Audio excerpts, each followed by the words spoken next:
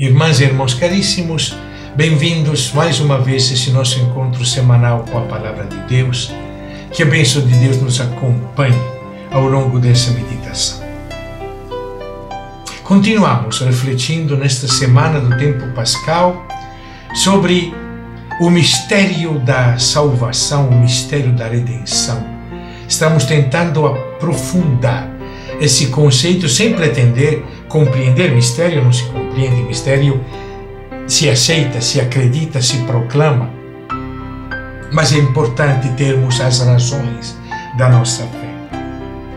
E um ponto que me parece importante, fruto da reflexão da semana passada sobre a realidade do batismo e a nossa realidade humana, nós estávamos falando da proclamação pública de Paulo, que confessa a nós todos que ele quer fazer o bem, mas que acaba fazendo o mal.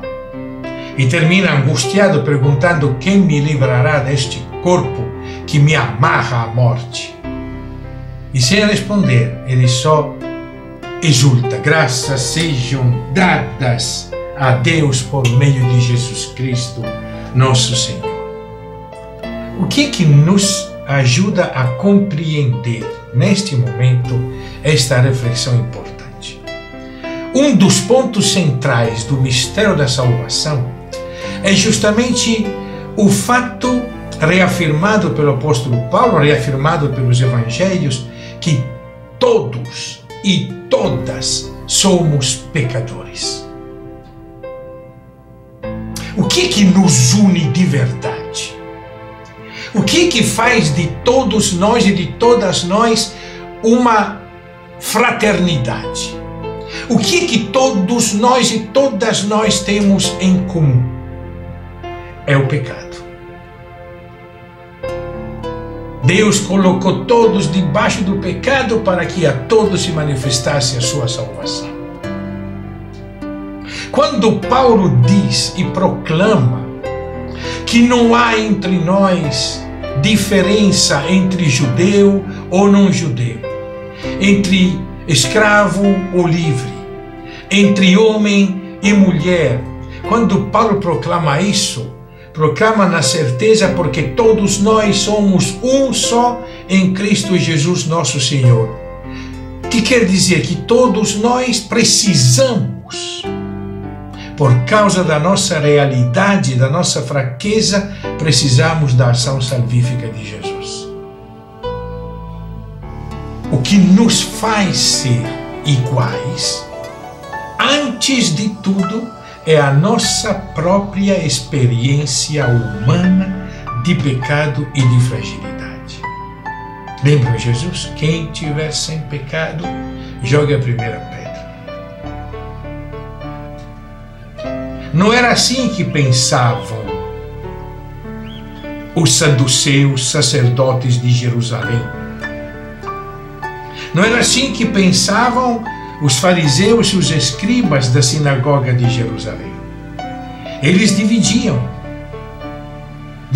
os puros dos impuros, os bons dos maus, os santos dos desprezados, os judeus das outras nações. Eles tinham colocado uma escadinha de degradação da santidade. No topo estava quem mais perto podia chegar do templo do Santo dos Santos, no templo de Javé, que era o sumo sacerdote. Depois vinham os sacerdotes saducitas, depois vinham os levitas, depois vinham os homens, depois as mulheres, depois os pagãos, depois a terra da Judeia. A santidade vinha se degradando e nós todos acabávamos justificando, a partir da nossa pureza, uma pirâmide social, onde os que aparentavam ser os mais puros, os intocáveis, os inquestionáveis, eram aqueles que governavam e dominavam. Em nome de Deus. Terrível, por exemplo, os fariseus, quando questionam o cego que recuperou a vista e que disse: bom, esse homem com certeza fez coisas grandes para mim, deve ser de Deus que ele fez isso. Os fariseus que dizem: como tu que nasceste todo no pecado, queres nos ensinar? Paulo vai fundo nisso. Paulo, que a gente costuma dizer a conversão de Paulo, na realidade Paulo mudou de teologia. Ele era um cara legal. Ele diz claro: eu era hebreu, filho de hebreu, da tribo de Benjamim, fariseu, quanto à lei, ninguém podia me censurar nada. Um cara que, na lógica dos fariseus, era o bom. Certo ponto ele vai gritar: tudo isso para mim, que considerava importante, agora não vale nada, que nem lixo. A mim, o último dos pecadores, Deus quis se revelar e se manifestar.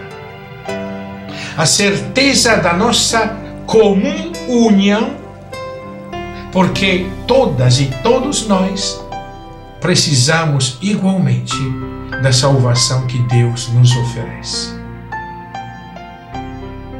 Isso nos faz irmãos de verdade. Quem sou eu para julgar? Quem sou eu para condenar? Paulo reflete esse pensamento conservado nos evangelhos, depois relembrado nos evangelhos. Quem é tu ficar censurando o cisco que está no olho do teu irmão, quando no teu tem uma trave inteira? Não julgueis, não condeneis. Na medida em que vocês julgarem, vocês serão julgados. Na medida com que vocês medirem, vocês serão medidos. Perdoem-se os pecados uns aos outros, porque todos nós precisamos ser perdoados. A comunidade eclesial nasce dessa experiência. Por isso, o primeiro gesto que nós fazemos nas nossas celebrações, depois de proclamar nossa fé pelo sinal da cruz, é dizer a Deus: Senhor, tende piedade de nós. Cristo, tende piedade de nós. Senhor, tende piedade de nós. E aqui vem um assunto que se tornou muito polêmico, inclusive dentro das próprias comunidades primeiras dos cristãos, as comunidades como aquelas de Paulo, mais aprofundada nessa reflexão teológica, e as comunidades mais ligadas ao precedente mundo judaico, que ficaram polemizando. E Paulo vai dizer claramente: quem nos salva é a fé, não são as obras. E outro grupo que diz: sim, me mostra a tua fé sem obras para saber que fé é. Fé sem obra é morta. Essa polêmica nós precisamos compreender para descobrir e agradecer o mistério da salvação.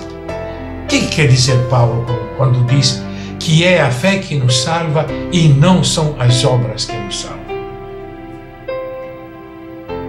Se fossem as obras que nos salvam, quer dizer que nós somos os autores da nossa salvação. Não precisávamos da morte de Jesus. Não precisávamos da salvação que vinha de Deus. Paulo vai dizer: desta forma nós estamos esvaziando, inutilizando a cruz de Cristo. Vejamos bem de que obras Paulo estava falando. Daquelas que para o mundo judaico eram consideradas as obras de piedade, as obras de culto, obras que eram substitutivas ou participativas das grandes celebrações cultuais que aconteciam no Templo de Jerusalém. Eram 3 essas obras: a esmola, o jejum e a oração. No Templo de Jerusalém se celebrava o holocausto. O holocausto era um sacrifício pelo qual ninguém comia da carne do animal, todo era queimado em honra a Deus. Longe de Jerusalém, como entrávamos em comunhão com o holocausto era através do jejum. Ninguém come, assim como no holocausto ninguém comia. Se em Jerusalém se fazia o sacrifício de comunhão, onde era queimada só a gordura do animal e a carne era distribuída entre todos os presentes, assim nós, através da esmola, participamos deste gesto. E como no templo de Jerusalém se erguia o incenso matutino e vespertino em honra a Deus, assim a nossa oração se substituía, se entrava em participação com este gesto. Isso, diziam os judeus, é o que vai nos salvar. Paulo vai dizer não. Que nos salva é a fé. Não é o templo de Jerusalém que nos salva. Não são os sacrifícios, nem os holocaustos, nem os sacrifícios de comunhão, nem as orações os que vão nos salvar. O que vai nos salvar é a vida que Cristo nos doou a nós, gratuitamente, quando nós todos ainda éramos pecadores. Não é por acaso, por exemplo, que quando os evangelhos contam da morte de Jesus, antes de falar da ressurreição de Jesus, os evangelhos já estão dizendo: imediatamente o véu do templo se rasgou de cima a baixo. Não precisamos mais de templo, não precisamos mais de intermediários. Nós precisamos nos reunir em fraternidade para celebrar, agradecer, fazer a Eucaristia pela salvação que vem a nós em Jesus Cristo, nosso Senhor. Esse é o mistério da nossa fraternidade. Esta é a alegria que nós proclamamos. Não são as nossas obras que nos salvam. Nós acreditamos que a nossa salvação está na vida que Jesus deu a nós pelo seu Espírito, quando Ele entregou a nós o Espírito Santo. Voltaremos ao assunto semana que vem.